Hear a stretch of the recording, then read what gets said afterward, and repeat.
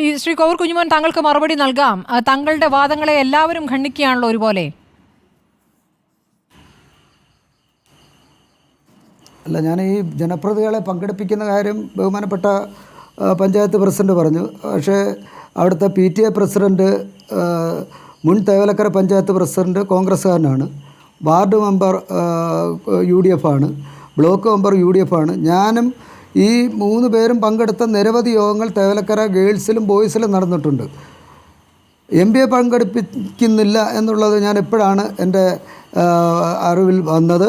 ശരിയാണ്, ഞാൻ പോകുന്ന പരിപാടികൾ അദ്ദേഹത്തിനെ കണ്ടിട്ടില്ല. കാരണം വിളിക്കാത്തതുകൊണ്ടാണെന്ന് ഇപ്പോൾ MP തന്നെ തുറന്ന് സമ്മതിച്ചല്ലോ. തീർച്ചയായിട്ടും അതൊരു പോരായ്മ തന്നെയാണ്. അത് പോരായ്മയായിട്ട് തന്നെ കാണുകയാണ്.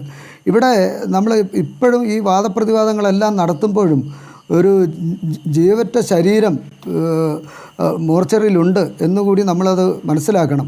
കാരണം നാളെ അതിൻ്റെ ശവദാഹ ചടങ്ങൊക്കെ നടക്കാനുള്ള ഒരു നടപടിയായിട്ടാണ് ഞങ്ങളിപ്പോൾ നിൽക്കുന്നത്. ആ മരണത്തിന് ചില ഉത്തരവാദികളുമുണ്ടല്ലോ. അവർക്ക് എന്ത് ശിക്ഷയാണ് അങ്ങ് ആഗ്രഹിക്കുന്നതെന്ന് ചോദിക്കുമ്പോൾ അതിലേക്ക് താങ്കൾ എത്തുന്നില്ല. ഞാൻ പലതവണയായി ചോദിക്കുന്നു, മാനേജറുടെ വീഴ്ച, മാനേജർക്കെതിരെ എന്ത് നടപടി വേണം, മാനേജറെ അറസ്റ്റ് ചെയ്യണമെന്ന് കൊടുക്കുന്നതിൽ പറയുമ്പോൾ അങ്ങനെ ഒരു അഭിപ്രായം താങ്കൾക്കില്ല? അല്ല, അറസ്റ്റ് ചെയ്യേണ്ടുന്നതും അതിനുള്ള കാരണങ്ങൾ നാളത്തെ റിപ്പോർട്ട് വന്നെങ്കിലല്ലേ നമുക്ക് പറയാൻ പറ്റൂ. പോലീസ് റിപ്പോർട്ട് ഇതുവരെ വന്നില്ല, പൊതുവിദ്യാഭ്യാസ വകുപ്പിൻ്റെ ഒരു റിപ്പോർട്ട് വന്നില്ല. ആകെ വന്നത് KSEBയുടെ റിപ്പോർട്ടാണ്. KSEBക്ക് പാളിച്ച പറ്റി, മാനേജ്മെൻറ്റിന് വീഴ്ച പറ്റി, ഇതെല്ലാം നമ്മുടെ കൺമുന്നിൽ കാണുകയല്ലേ.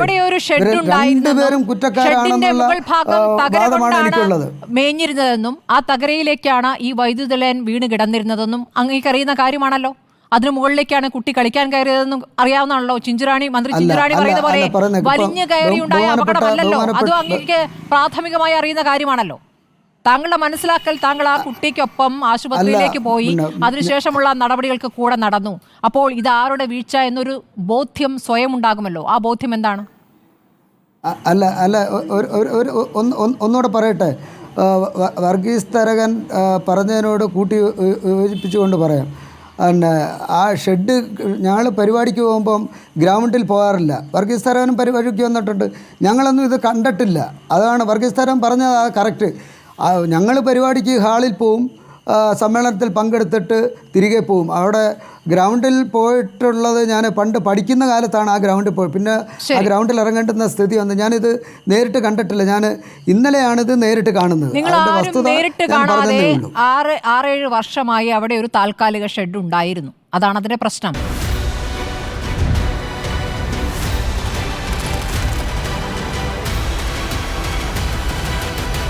ഡിബേറ്റ് വിത്ത് സ്മൃതി പരുത്തിക്കാട്.